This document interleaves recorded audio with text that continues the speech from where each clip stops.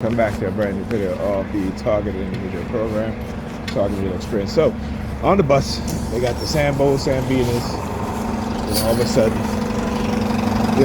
words coming out of their mouth. Oh, I check this, check that. Woman's playing her video.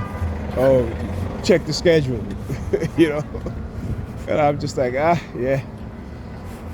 It's like every once in a while when, like they try to use Pam to get me to try to manipulate me into staying. Oh, I'm just calling to check on you. That's what they do, right? Again, trying to talk about that where they're trying to threaten me with taking away my disability, right? If I don't follow what it is that they want me to do. All right. Remember, this is psychological conditioning. This is subliminal messages. This is use of radio wave, microwave frequencies to embed subliminal message in your brain, in your mind. So they can say, well, yeah, he's crazy, whatever. I'm like, yeah, whatever. Y'all gonna keep using that shit, but that's all right. I'm gonna still keep exposing y'all. I'm gonna teach the people the truth. People need to go and do their research to understand, the capabilities of the U.S. government. There's declassified document online that talks about, particularly with the Russians, right? How the United States embassy in Moscow was being hit with microwave radio frequency.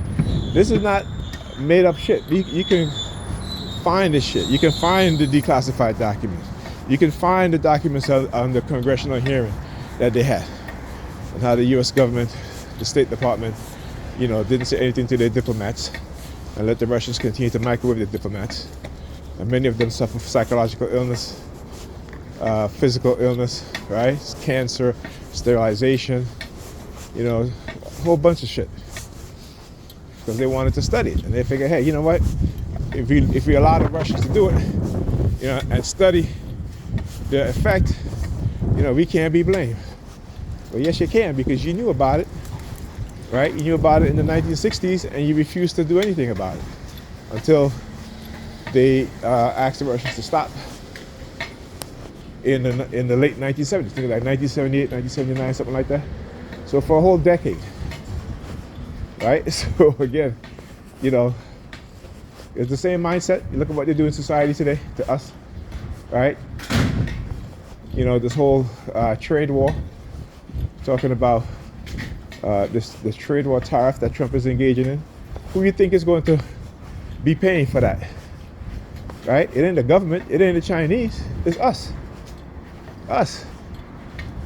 When they levy heavy tariff on imports, the prices of those items go up. So the taxpayer is paying for it.